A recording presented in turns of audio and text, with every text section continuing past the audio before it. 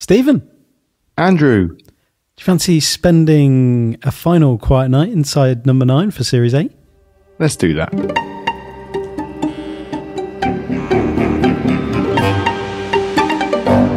The Last Weekend, Series 8, Episode 6, directed by Ian Bevitt, produced by Kim Crowther, written by Rhys Shearsmith and Steve Pemberton, and it first aired on Thursday the 25th of May 2023. A new name. A new name. Yes, we've not come across Ian before, I don't think, as a directing credit. Don't think we have. So, great debut. I think so. This was full-on classic. Inside number 9. Balls out. Yeah. Loved 100%. it. 100%. Do you want to give us a synopsis to kick us off? Yeah. So we meet Chazz and Joe, who are heading off to a cabin in the woods for one last weekend together. And that's all you get. Because that's... Yeah. That's very good. Thank you. Concise.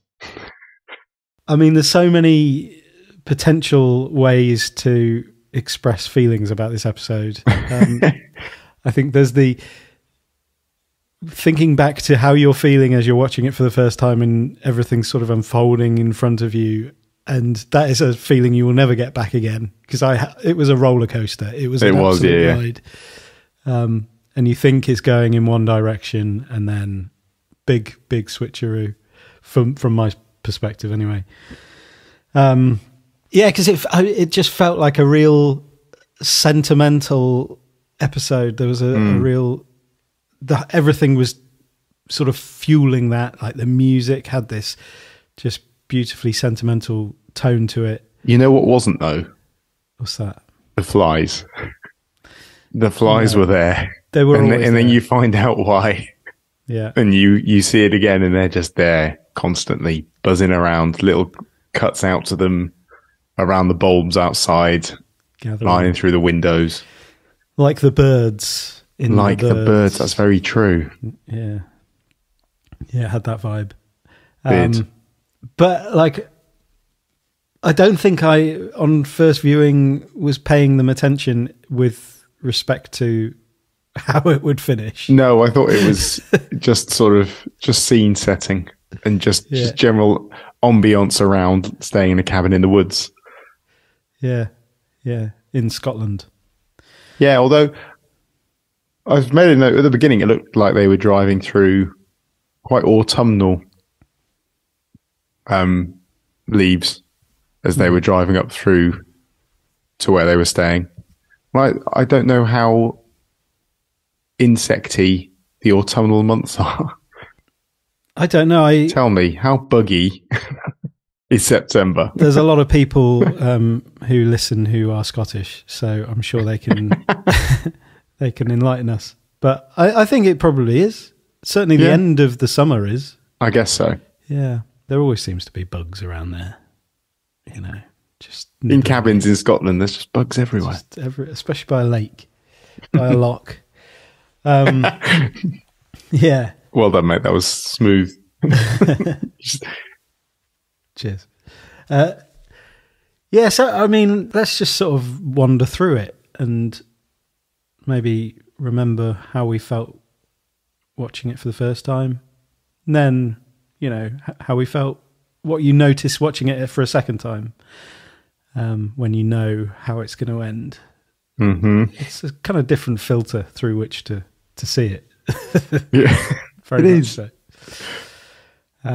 Yeah, so we get the opening, as you said, like the car driving through, but a bit of a Shining-esque opening. Winding its way up the mountain. Around the mountain. Very old car. Hotel. Yeah. Very old saloon. Yes. And we arrive at a cabin / house / home in the woods by a lake. And out Chazz and Joe get with their luggage, number 9. Chazz is immediately upset. As soon as he walks in, he knew it was coming. I get the sense that he'd been pre-complaining all the way up about how Molly was going to have left the place. Mm. And it was all just confirmed for him as soon as he walked in. Well, just insects everywhere. Ants on the surfaces. Smells like a brie has farted. The fridge has been left closed. You don't really get a sense of how long it's been since they were last there. Do they spend every weekend there? Or is this... It can't get that bad. Can it get that bad in a week? Sunday evening to Saturday morning? Yeah, I don't know. Just I somewhere wouldn't have thought so. Yeah. I don't know. Either way, Joe is not nearly as upset by the presence of the bugs. He is not. He doesn't mind. And there's that little moment at the beginning where he is on his phone, he either receives a message or sends a little message, and there's a little satisfied look on his face at that point, while Chazz is wandering around going... With his dustbuster out. Gets his dustbuster out. I thought his dustbusting dance, like his movements there are great. He's sort of like getting involved, but also keeping things at arm's length. It's... If someone says to you, camp dustbusting, I think that's exactly what you'd imagine. Yes, he did. Very good. And Joe takes the bag to the bedroom, and there's this kind of... is that the first we get of the actual flies at that, or the mosquitoes at that point? Yeah, I think so. He opens the window. Bit of Chekhov's kind of window opening to reveal... We haven't had a Chekhov in a while, have we? We haven't, that's the first series. Yeah. Yeah. And there's that creepy shot of him stood in the window, and we're looking from the outside. And it could be... I mean, on first viewing, there was a mournful aspect to it. A kind of That's what the music was suggesting. Yeah, absolutely. And I guess that was the first sense of there being something sad going on. Mm-hmm. He brings something in that he's found behind the fridge. So that sort of reference to the mousetrap as well. Mm-hmm. When you kind of view it again, it's like, that's what this whole place is. Like he is... Yeah, that's true, yeah. Trapping Chazz like a mouse. And I think he's turning this entire place into a vermin hole. Yeah. Ready for the final act. Yeah. Yeah. I think there is something about the place in this episode that is very much that. Yeah. Kind of that, and then the bath acts as that ultimate trap at the end. Or grim. Yeah. We're getting ahead of ourselves, but we'll get there. We'll get there. And I told her to plant some lavender around the back to keep the mozzies away. I bet she hasn't done that either. You know where this is from? It was behind the fridge. Don't know. Just put it in my mousetrap. Oh, you put everything in my mousetrap. No, I don't. You do. It's like a whole compendium in there now.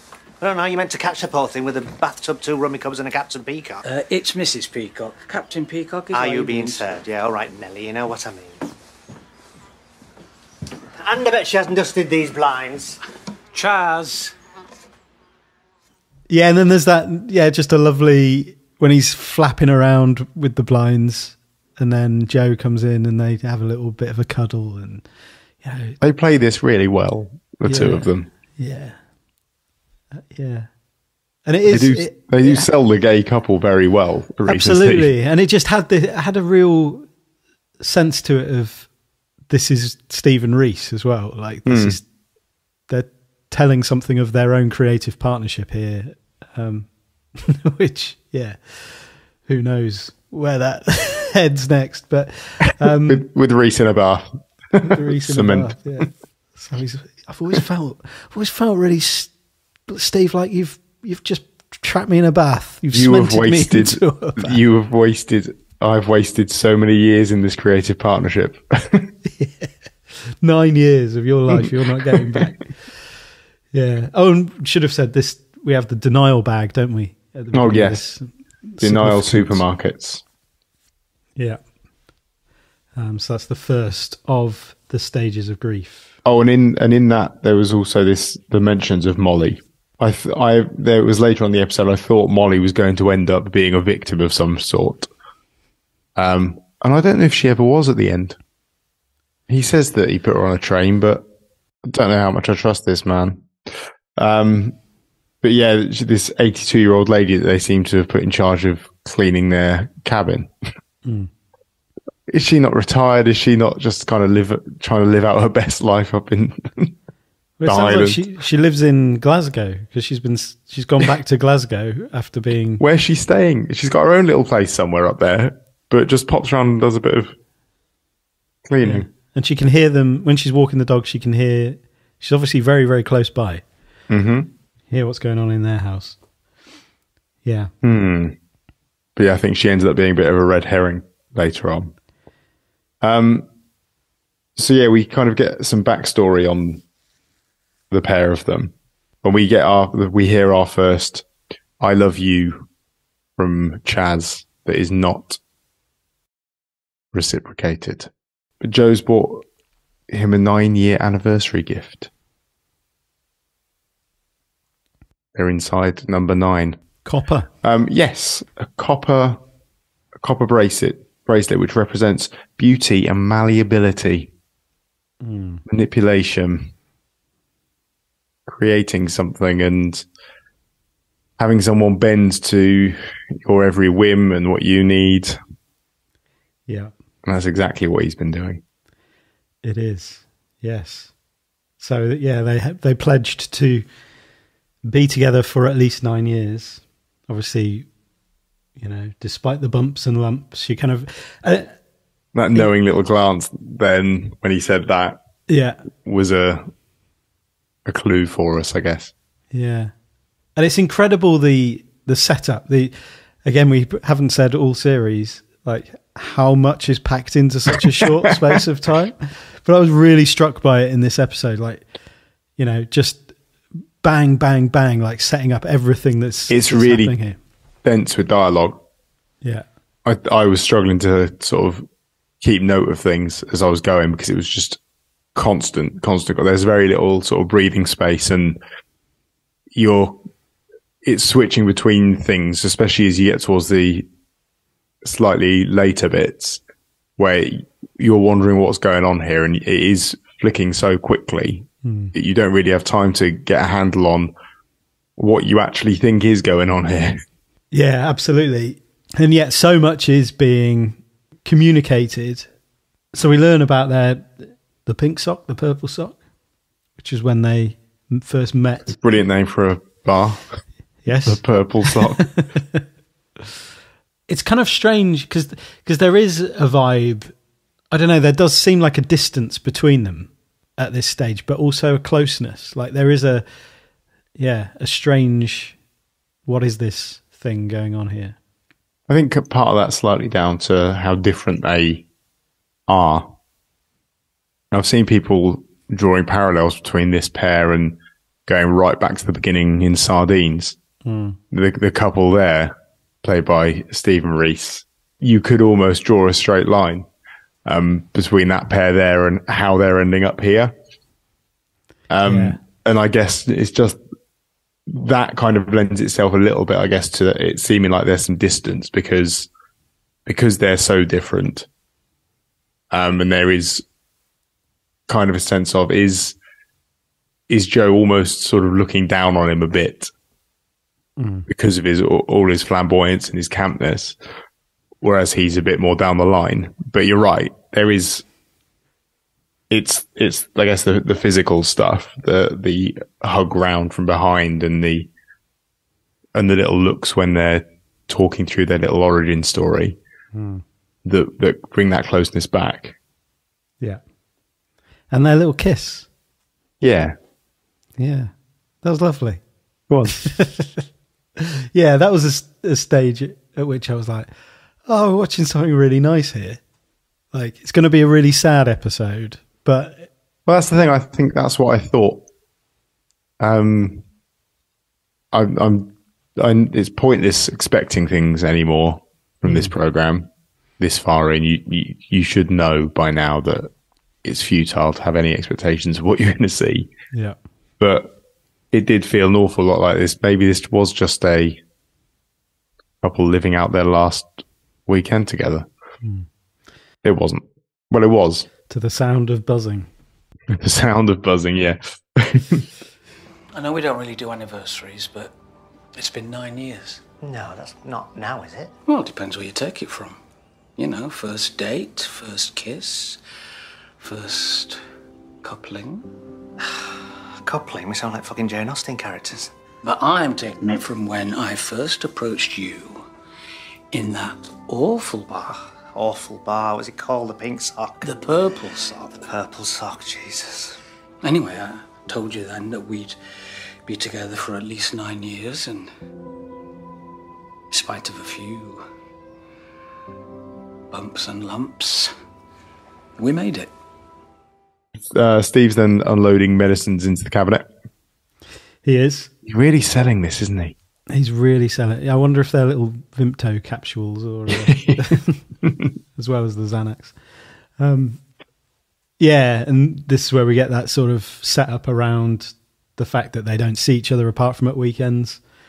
And yeah, Chazz wants to see Joe more. He's like, you should, you know, don't work as hard. But Joe likes working.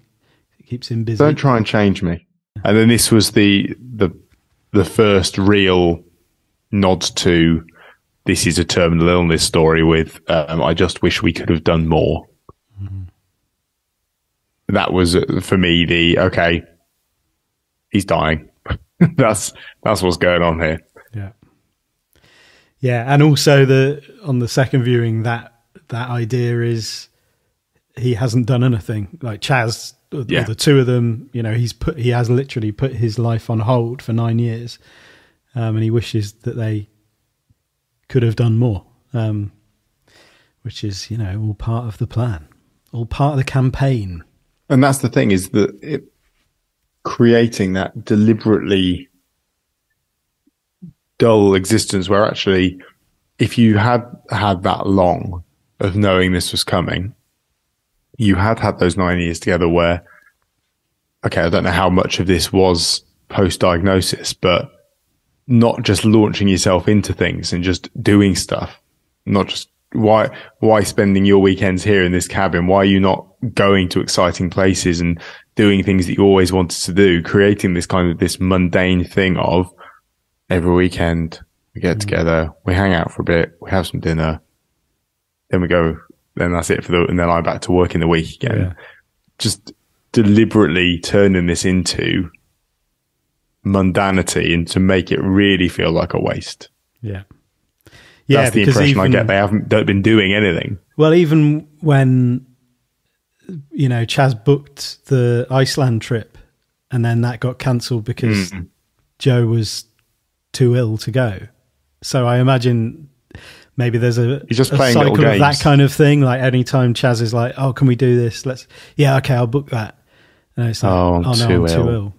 And so that's, just allows that mundanity to continue. And here we get Joe thankfully shutting the door to the bathroom as we are sort of peeking in on him. Although it would turn out he's just going to pour a little bit of Vimto in the toilet, so it wouldn't have been too harrowing to watch. But it would have given away something. It would. I'm glad he shut the door at that moment. On reflection, it was very purple looking. Yeah, I thought it was like a sort of orangey sun-kissed. It's a bit like that Les Paul sun-kissed vibe. Yeah. Almost like a tequila sunrise. Yes, like the drink. Yeah. And while that's going on, the phone rings while Chazz is starting to sort out dinner and Mick is calling with some emojis. Yeah, Mick kiss heart. Mick kiss heart. There was a bit of resignation on his face. It was kind of interesting. I was really taken by his response to that. All the way through, when he was seeing those, it was almost like okay. And I wonder whether we're still in the denial bit here. Whether there's an element of the almost denial there or not wanting to see Yeah, maybe what he's seeing. Yeah, because I mean, there's all sorts of ways of bringing that denial in. The flapping around the cleaning and all of that stuff that's quite get distracted by trivial things so that you don't have to like face up to the stark reality of what's going on. Well, yeah, and he also says, doesn't he? Here's to another 9 years together. Yeah, that's full on denial. If things are where they think they are in terms of his health, that's pie in the sky. That's not on the cards at all, is it? Yeah. So yeah. They are in denial. Yeah, and I suppose actually coming back to the phone, the denial with the phone would be, because when we hear about the on death and dying conversation with Chazz and Molly later, and she says, it was written for the person to prepare themselves for death. And that is obviously what's going on through the episode as well. Chazz is, going through these 5 stages of grief unbeknownst to him for himself. And maybe that, because Mick is a part of that, part of that process by the end. Obviously she doesn't have any clue that her future husband is off murdering. He's got reasons. Mainly anger, which is where we head next. Lovely little segue. Thank you.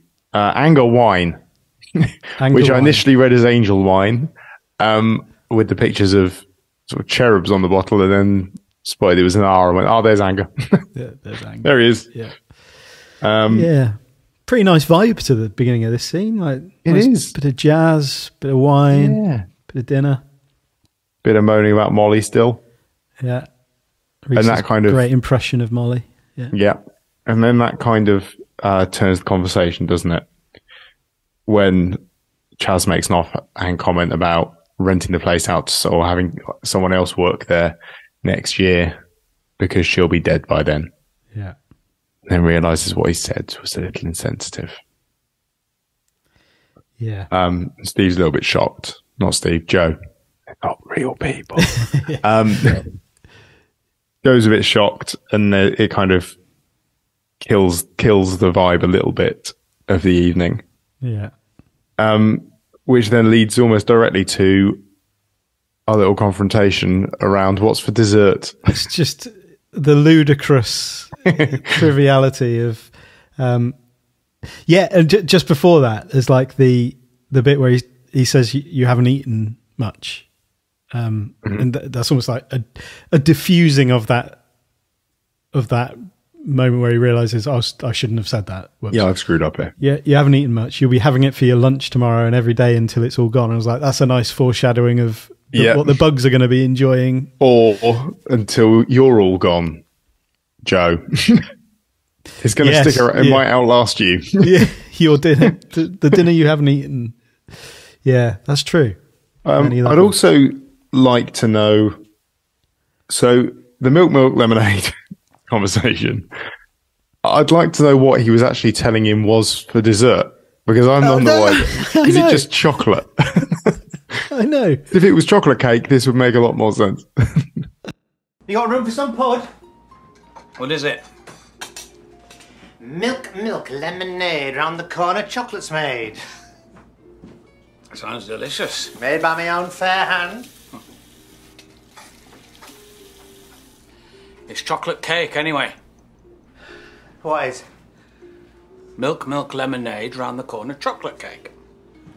What are you going on about? Nothing. You always say it wrong, that's all. What do you mean rice? Milk, lemonade, round the corner, chocolate's made. No, milk, lemonade, round the corner, chocolate cake. Oh my God, he's trying to gaslight me. You want a herbal tea? Sure. Oh. And if it's literally milk, lemonade, round the corner, chocolate's made, as Joe prefers it, because it's like, all different foodstuffs from different parts of your body, then I do not want anything to do with that. There's a certain logic to it. There's a certain logic to it. Yeah, like you're creating a banquet with your body. Yeah. Again, an amazing foreshadowing. Yes. I feel like this is some play acting on Joe's part just to create this awful situation out of nothing. Yeah. Because he does. He bites on something that there is no need for, and he's just trying to cause trouble, to cause upset for the sake of it. Just a bit more knife twisting, I guess. Yeah, whether it is genuine, because I was thinking, is this a sign of his personality? Because obviously he dwells on things. He's quite calculating in terms of when he gets on something, he's going to get his vengeance. And there are elements of real, like it looks like he's really holding on to it, really seething. Because when Chazz just pretty much forgets, because it's when he says, in my version, they're all different foodstuffs, and Chazz is like, "What are?" As if he's forgotten completely that they were having that conversation. But I guess also, when you know what you know by the end of it, Joe has spent all of this time spending all this time with someone that he absolutely despises. Yeah. And it might be that this was just one thing too many for him. He's like, you know what? I can't let this go. Shut up. Yeah. And he almost has a bit of license through that to let loose for 30 seconds or so and just really get it off his chest a bit, how much he hates him. Yeah. It's almost using it as that. Yeah, exactly. It's like, I'll just leave it. You're the one who learned the wrong rhyme. It doesn't rhyme. I've even got a mate who has a different one at the gym. Milk, lemonade. And then it's push the button. Fudge is made. Yeah. And then it's his like mocking of Chazz. That is like a petulant child, isn't it? Like, it is, Alexa, and he's like, yeah, I remember doing things like that as a kid. But and that is genuine annoyance.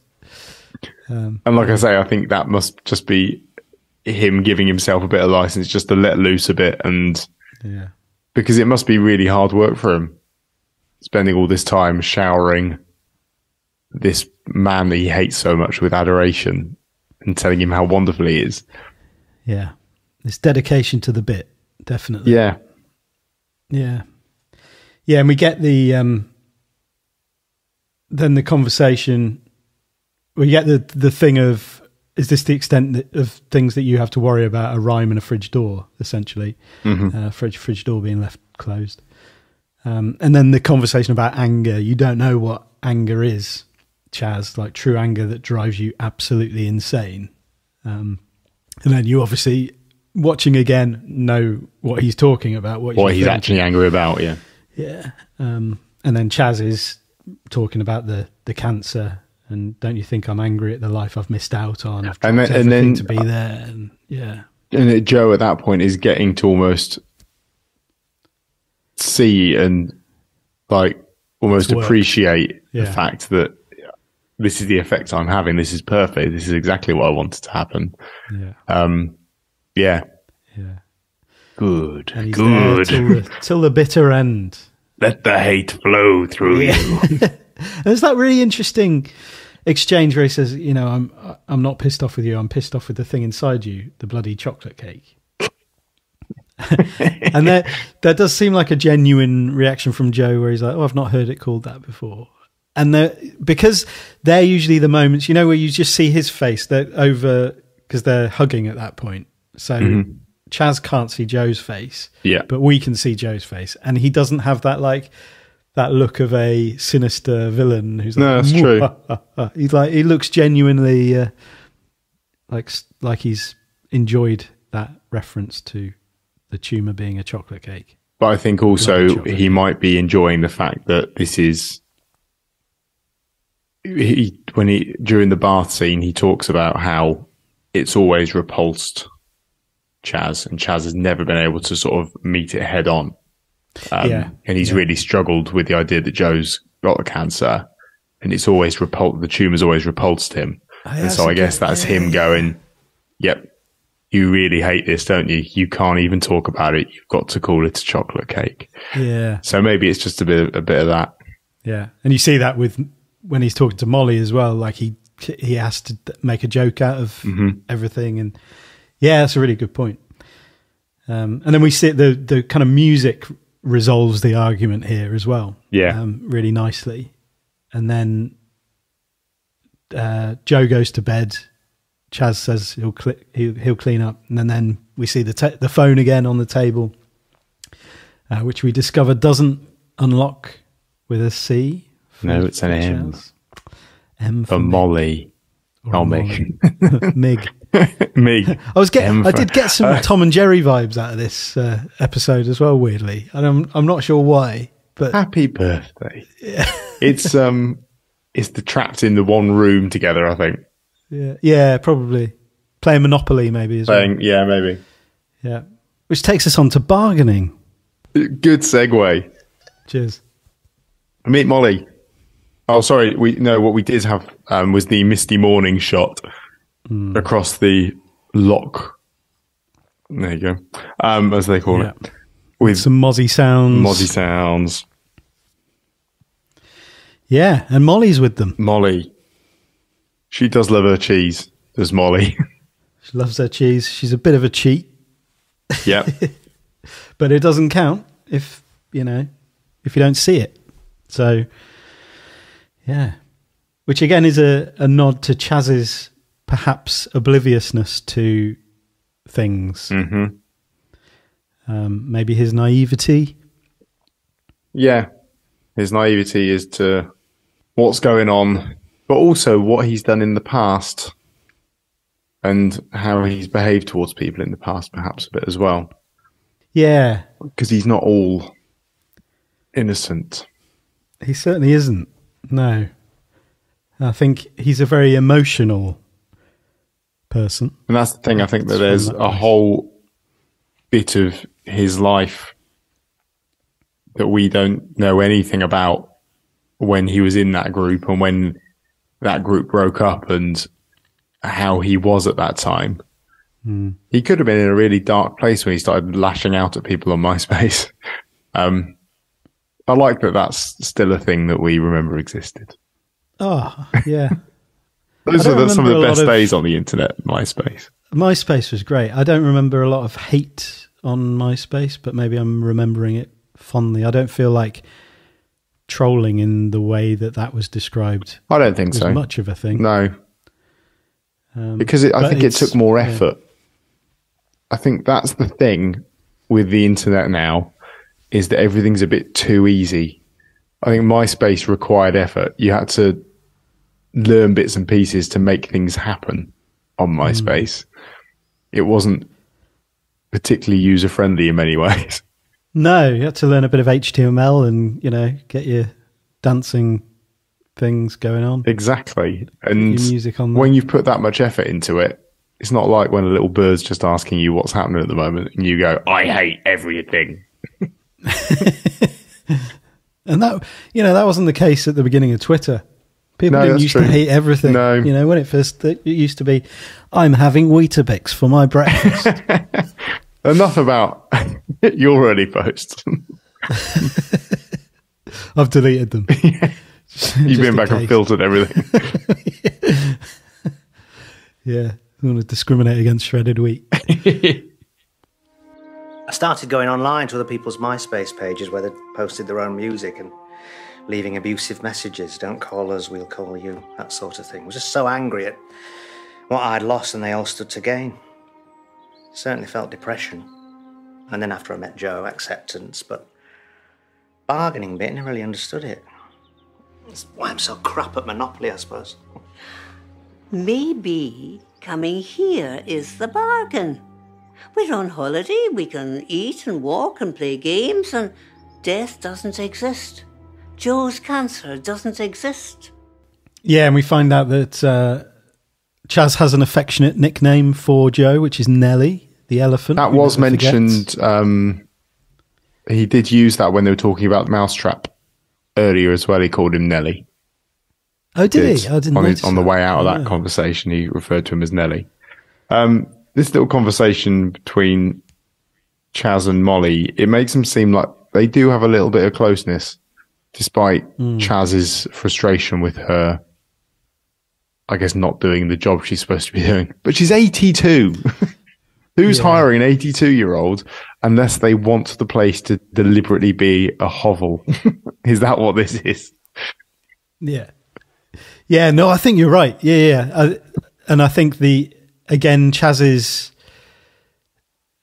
what Chazz says about Molly is just probably a bit of banter and a bit of insincere sort of jesting and joking. And it's not, which again, maybe when you think about the context of the MySpace messages, he didn't mean it.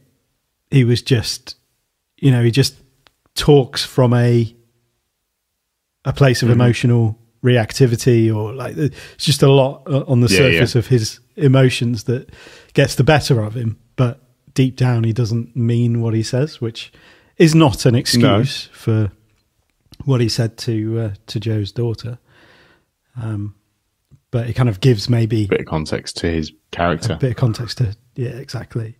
And then, so Joe gets up with his achy back, goes to loo, and he may be some time. And that gives Chazz and Molly a bit of a chance to have a chat about how Chazz is getting on with the whole thing. He's he's in one of the 5 steps, not one of the 7. No. Grumpy, bashful. Which again he's the humour, like with it, can't have that conversation. Yeah, deflecting. Good word. And then that's how we then find out about his former life as a pop star. What number in the charts did Blue Jeans Baby get to? Like 100 and something. 119 or something. Yeah. Not great. Some people bought it. Yeah. And he tried to go solo. And then he talks about being on MySpace and going on MySpace. And he was angry on MySpace. Maybe there was some anger on MySpace because he was getting pretty wound up about him not getting the breakthroughs through his use of MySpace that he thought he might be able to achieve. Because people did, didn't they? People did pretty well through MySpace because you had that ability to have that little widget there with like 4 songs or something on there, couldn't you? Like you could put your big ones on there. And it became a pretty effective marketing thing.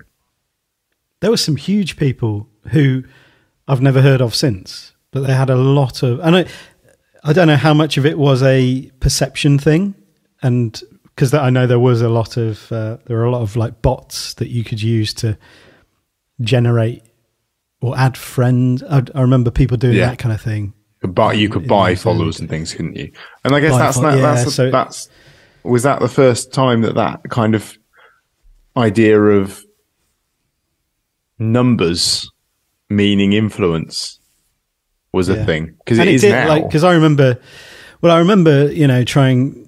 putting my music on there and stuff, and seeing these other artists and thinking, whoa, you're doing amazingly, because it gave them that credibility, because you didn't realize, oh no, it's all fake. Yes. For some of these people. But I guess it was almost, there was a kind of a willing blindness around that though, because people could very easily look at that and go, well, great, that's my job done for me. I'll pick them up because look, they've got backing already. Perfect. Yeah. No. Yeah. I suppose that the first of that in kind of creative industries where whether publishers or music, record labels or whatever, looking for artists that have done the groundwork of building the follow-up so they don't have to do the publicity stuff, or as much of it. But yes, obviously Atlantic 5 didn't do all that well. No. They were dropped, and then his solo endeavours didn't work out very well. And we can see Joe's listening in on all this, isn't he? Yeah. With like a bit of a wry smile on his face. Yeah. We don't know whether that's just because this is a story that he's all too familiar with because he's heard it from Chazz before, or he knows this story very well because he's made it his business to know this very well. And then we get a dance routine. You're getting into that now, aren't you? She's my blue jeans, baby. She's She's got blue jeans, baby, baby. Oh, it's that moment where he said, if you're going to do it properly. Yeah, and all in. Reese, absolutely all in. And the two of them, it's one of those iconic moments with Molly, siphoning money out of the bank at the same time. This is a David and Maureen. Yeah. It's the, Reese. There's almost when Joe says, "Oh, you're really getting into this." It's almost like has he broken character there? Yeah. Like, Reese, calm yourself. Yeah, it's lovely. And you get that bit when they're having the conversation, when Chazz and Molly are having the conversation about the stages of grief, talking about never really understood bargaining, and then she kind of sort of tries levering in the idea of what bargaining might be. No, it's not that. It doesn't really make any sense. I'll swap your waterworks for my waterworks. Yeah, that's how it returns, isn't it? And she's like, you come here, maybe this is the bargain. Death doesn't exist here. Joe's cancer doesn't exist. Miracles can happen. It's like, that sounds more like denial than anything else. But it is also true that Joe's cancer doesn't exist. That is true. And that is a miracle that can and will happen for you, but it comes at a price. It's the everything has a price. Fate thing. Yeah. If I told you that I could make Joe's cancer disappear if you were going to be eaten alive by insects in a bar of concrete, would you take it? Do you really love him? Do you really love him? Yeah, that wouldn't be a bargain I would take. No, that's not a bargain. No. Yeah. And then it's Joe's turn to cook with depression honey. To cook or not to cook? That is the question. Quiche. It's forever the question with quiche. You have to cook quiche. I mean, it has to be cooked in the first place. Do you heat it up, or do you... Otherwise it's just raw egg and cream. Has he made the quiche from scratch, or is this just a box? I don't know. I guess we'll never know. Did we see the quiche? I don't think so. I saw a salad. There was a salad. Classic accompaniment to quiche. Yeah, exactly. Does he want it hot or cold? Quiche or vengeance? I've heard that's a dish best served cold. How do you prefer quiche? Do you like quiche? I like quiche cold, I think. Yeah. I don't really like reheated shop bought quiche. Goes a bit like flobby. Flobby. I often think of quiche as part of like a buffet or a picnic.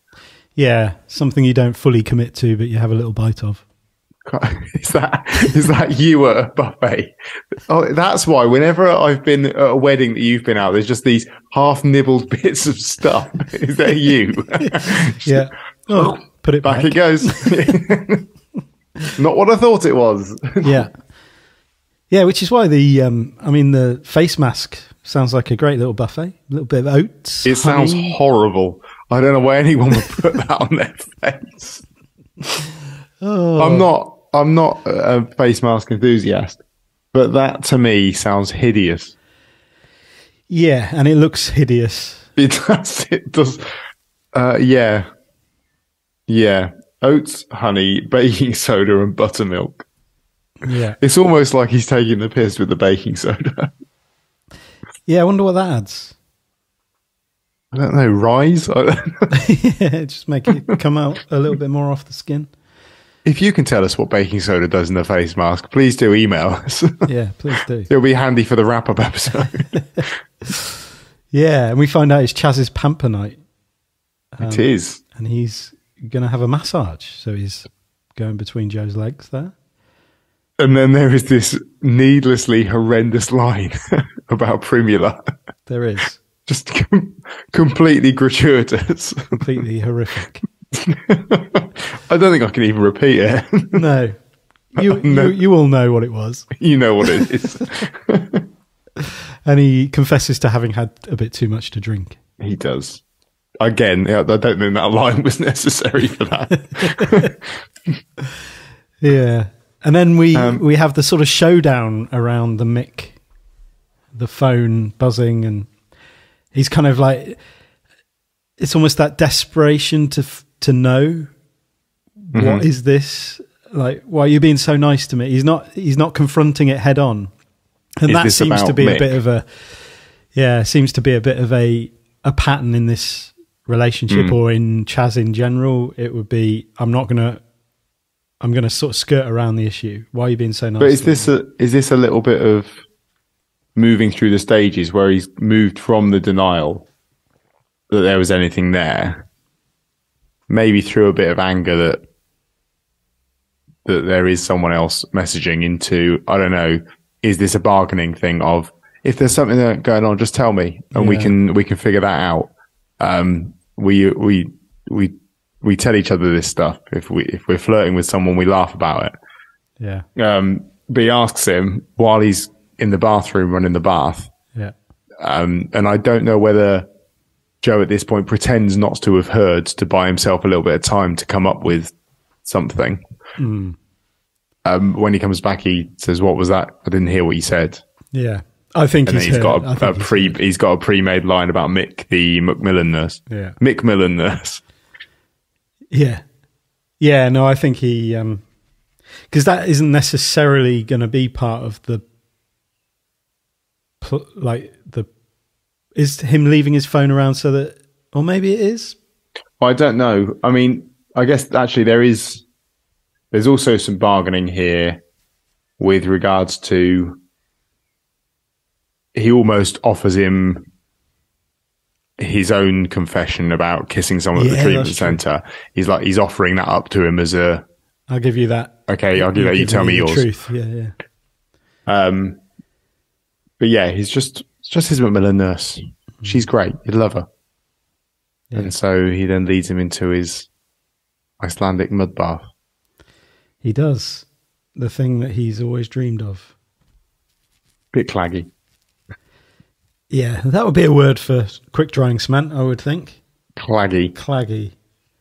Yeah, so he leads him in, and this is all being sold as a really loving gesture. And like you said earlier, that offered him the chance to go to Iceland and go and have this mud bath, and then pull that out from underneath him as just part of probably more mind games. Yeah. But then here he is. Maybe that was the long game.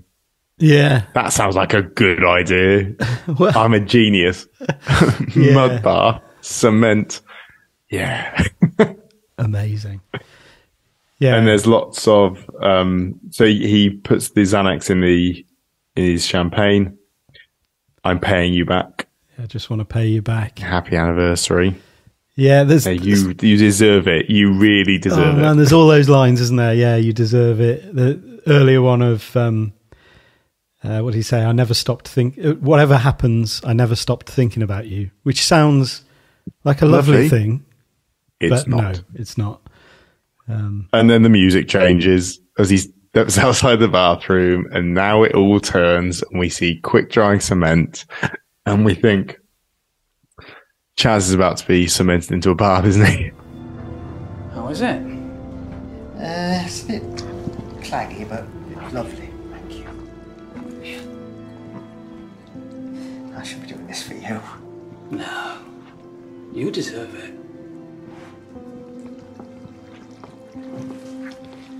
You really deserve it.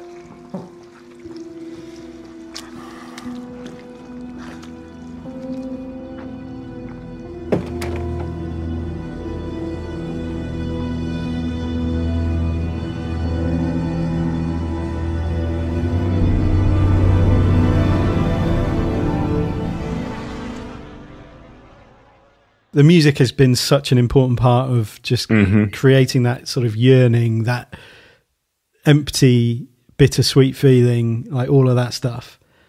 And then, that there's like a string part that just sits beneath, just is very unnerving. And it's like, okay, we're going to a bad place now. Here we go. Acceptance pills. Acceptance pills. Is how we greeted with this last scene. Chazz wakes up in the bath and he can't move. Oh, which must be horrific. Yes, it's an there's nightmare. There's in cement. In some respects, I think. Actually, no, maybe not. In some respects, I think there's quite a lot of danger involved in being in cement anyway. But I don't know if that. So, my knowledge here is coming from Holby City, not Holby City, Grey's Anatomy, different medical thing. Well, I remember an episode of someone being stuck in cement, and the risk is that while you're sort of crushed in there, and your body's almost being suffocated, and there'll be bits of you that are kind of crushed in where all these toxins are forming. Right. And as soon as you release that, they just run straight around your body into your heart. Bad news. Okay. Bad news for you. But I guess if you're just staying in the cement, then it's fine. It'll just be the bugs. Yeah, I was wondering, would there be like compression and stuff? Yeah. Yeah. I don't know. I guess they're probably, I mean, was it 17 days? He said that someone lasted for. Not in cement. Not in cement. No, that was. What was that in? Between two boats. Okay. But yeah. So he may not last that long. I think he's sort of experimenting with the cement vibe. So for Chazz's sake, I hope it's quick. It happens a bit quicker. Yeah. Yeah. Yes, it's the reveal of it's the knocking the cement is like, there's something about that. It's like dark. That is horrible. And then he's remarkably calm. Chazz. I think he's a bit dazed, isn't it? Because he's a bit drunk probably and Xanaxed. So he thinks I think at first he thinks it's his fault for drinking too much. And he's like, I must have passed out. Like, what have I done? And then it starts to dawn on him, especially when he says, you're asking me about Michaela. And then he's like, it's a misunderstanding. That sort of thinking, this must be about that. And then quite an extreme response. The reveal then of like, no, actually I'm getting married to her. She's not a nurse. She's a finance manager, soon to be my wife. Horrible rendition of she's my blue jeans baby. It's like, that's creepy. And then he's just that really innocent question of like, why didn't you just split up with me? And there's something that's so not like, what this was. Yeah, it's not about that. There's something else going on here. There has to be. What's happening? You were asking me about Michaela. Oh, no. It's a misunderstanding. I didn't realise she was a nurse. Well, she's not a nurse, actually. She's a finance manager. And soon to be my wife. Yeah, we're getting married next year. Shame you can't sing at the wedding. She's my blue jeans, baby. And then I wanted to be able to look you in the eye and tell you you've completely wasted the past 90 years of your life. All those sacrifices you made were pointless. Like, ouch. Yeah. But he's a good guy because he never told him he loved him. He wouldn't, he's done some things he's not proud of, but he'd never do that. Yeah. You put some more face pack on him? Don't cry. You wash off your face pack. That's quite an important part of this. It is. The cancer's not real. He's not ill. It's not there. It's all part of it. It's a lot to take in without hands. I think I'd be using my hands I'd be like scratching my head. Gesticulating all over the place. Well, yeah, like, scratch my chin. Scrunch it. Everything I thought was real was isn't. not. But I also don't have hands, so I can't scratch anything. And I like that he decides that he's going to introduce this whole segment about his daughter Olivia with a picture of Olivia. Yeah. Just for effect. You're going to look her in the face while I tell you. Yeah. Yeah, because he won't have ever seen her. He won't have known. He won't have had any idea that there was a real human being on the end of his comments. No. Question for you. Did you ever use MySpace on your phone? I doubt it. I've seen a couple of people talking about this, about how this lines up, right, and then finding the records on her phone about her MySpace interactions. I imagine it's one of those things where internet on phones at that point was so poor that it wasn't really worth trying. Yeah, I don't think I had a internet enabled. Your WAP enabled. No. I don't know when MySpace really sort of died out. It was really about 2005, 2006. It was very unreliable. It was becoming messy. And that's when Facebook really sort of took over, wasn't it? Yes. Yeah, 2008, 2009, Facebook kind of went... Yeah, well, I remember I started... No, even before that. Yeah, it was 2006, wasn't it? 2006, because I remember being at university. You needed the university address to... And then Twitter, I joined in 2008. Yeah. And that was Facebook. Yeah. I don't know about this. I mean, it's fine as a storytelling device, but I don't imagine she was doing a lot of MySpacing on her phone. Could have just said looked at her laptop. We'll look past that. We'll look past it. Are there people getting really hung up on it? There were questions around trying to make timelines work. Okay. Around how long ago this would have been. So she was switched off. Was she switched off 9 years ago? Yeah, I guess there or thereabouts. A bit longer probably. Because so she was in a coma for 9 years. And then this has been 9 years in the making. No, that can't be right. That would be 18 years. That would take us back to 2000 and... Don't do this. Don't do this because... Is this going to make you feel unwell? Yeah, 2005? Yeah. Yeah. 2005 to 2023. 18. She wasn't on a phone at that point. No. But maybe he could use her phone. Oh no, she was in a coma. We'll let it slide. It's fine. Artistic license, it's fine. Yeah, that's fine. Who owned MySpace at this point?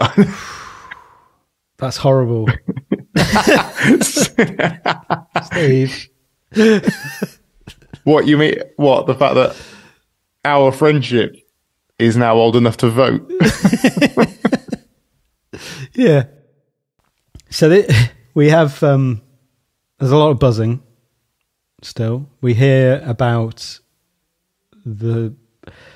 what's he describe it as? His campaign. What is it called? Right, okay. And he goes through that, where he found Chazz with two Zs. A nice little bzzz. I must have absorbed that information first time round without realising it, because I was unthinkingly writing Chazz with two Zs every time I was writing something down. So was I.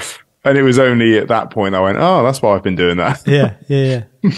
But then I was watching it with subtitles on, and it's Chazz with one S in the subtitles. Chazz, like Chazz and Dave. Yeah. Yeah. Rabbit.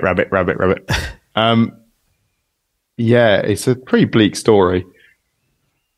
A bottle of bleach in the bath, which put her into a coma.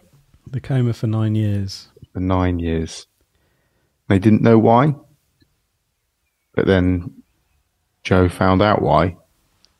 And so he came up with a plan to find Chazz and make him fall in love with him. It's quite a thing, quite a leap to think, oh, that's what I'm going to do.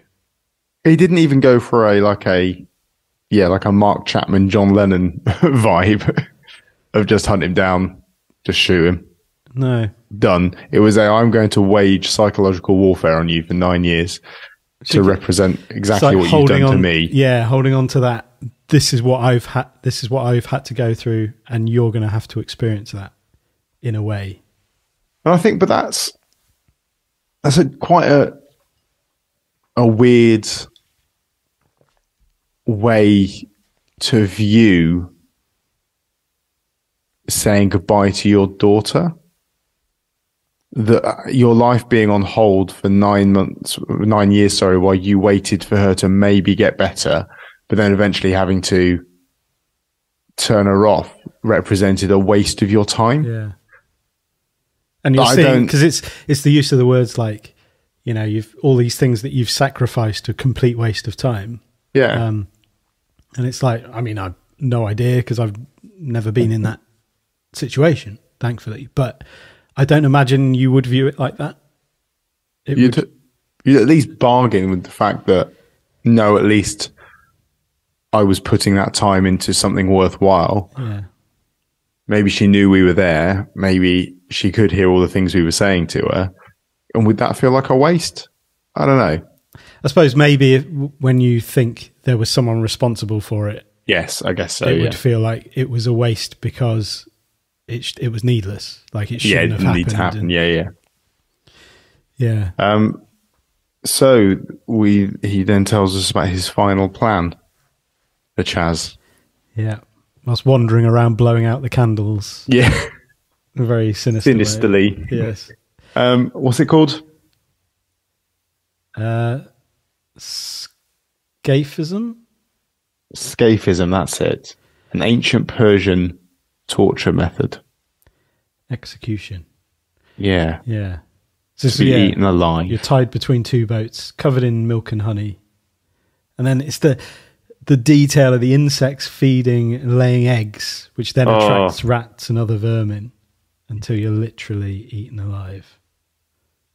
Mithridates lasted for 17 days.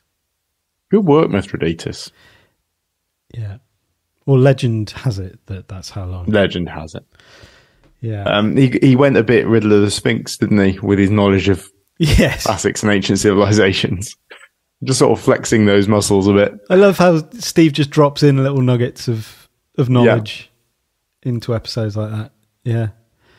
And then there was almost the, yes, audience, you're probably going to ask, what about if Molly comes back to clean? Yeah. Well, don't worry. She's gone back to Glasgow to lick her wounds. So are they metaphorical wounds or are they literal wounds? He did a little bit of scaphism. Yeah. Locked her in a cupboard with some mosquitoes.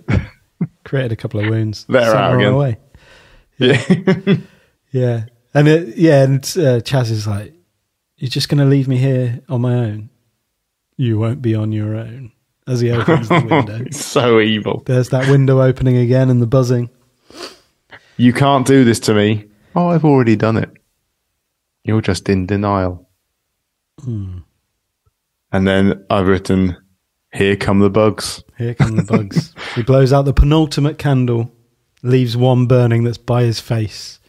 It's going to attract the bugs. Yeah, and I thought this is so haunting. Like as the sound of the buzzing kind of meets a crescendo, there's a real Wicker Man vibe to his calls. Yeah, and it felt even more Wicker Man-esque than Mr. King at that stage. Yeah, which is weird, isn't it? Because that was the Wicker Man episode. Yeah. Yeah. Oh, Joe, please. I'm sorry. It's too late. And Joe coolly sits down to eat his quiche. He thinks he's going to have his cold. She's my blue jeans, baby. It's a great way to finish. It's a great song, actually. It is. Where have they cooked that up from? Has that been recorded? Is there a full version of that somewhere? Is there a video? I hope so. I hope so. Is what is going to play on Thursday night instead of Mr. King. The extended version. The extended version, the 30-minute cut of Blue Jeans, baby. Yeah. So do you think he'll extract him from the bath in his concrete block and just dump him in the lake once it's done? It's a very good question, because there is quite a lot. If he just leaves things as they are, there's a lot that points to him. Because I also think that it's Well, yeah, Molly knows he was there with him, which makes me wonder, is Molly actually on a train back to Glasgow or is she in the lake? Yeah. Is she having her nunu licked? We weren't going to say it.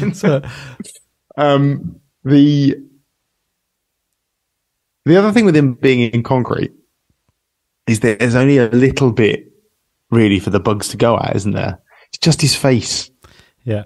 And head. And again, they can't really get in anywhere else unless they're sort of going to worm their way down through any little air gaps and things. It's the ears, it's the nose, it's the eyes. Crawling in the ears. Oh. You've got holes in your head that they can get into, and you have no hands.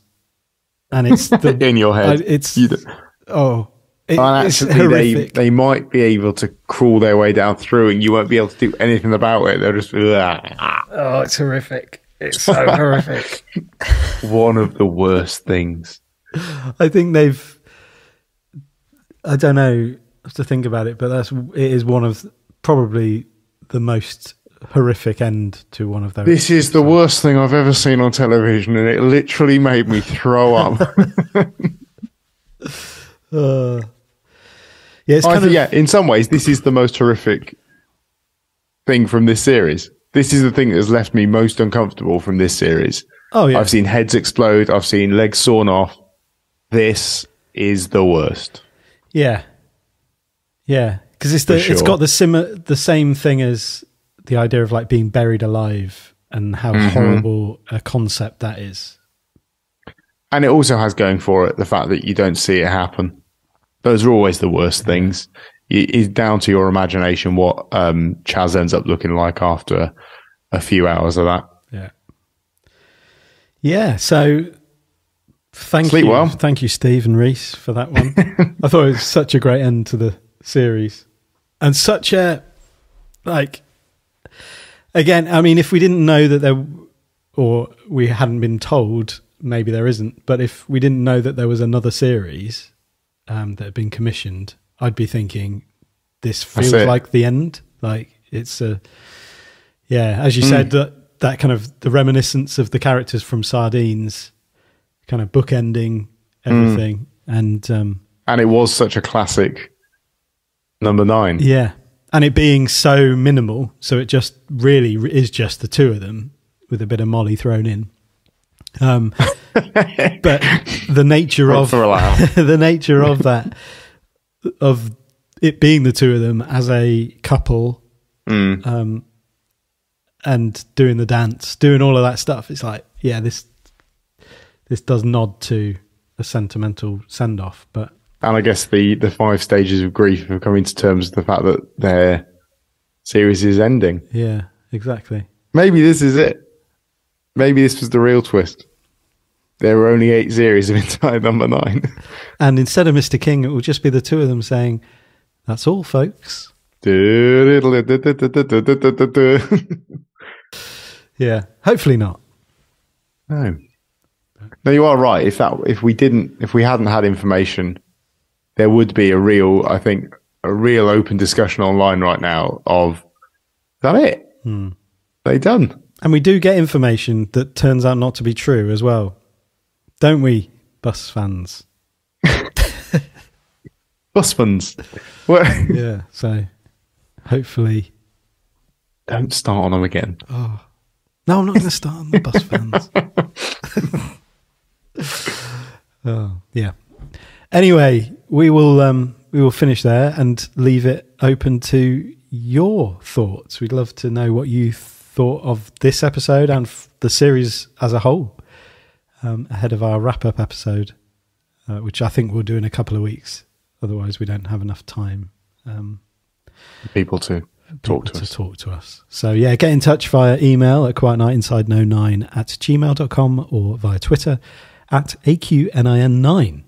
And we will, go through the episode, go back to the Bones of St. Nicholas and work through the series and, share what you have thought about them all.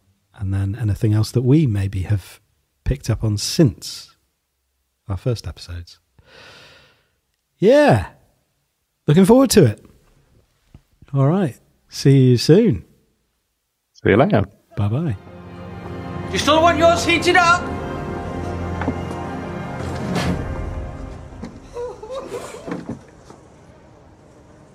think I'm gonna have mine cold. Oh. Oh. She's my blue jeans, baby.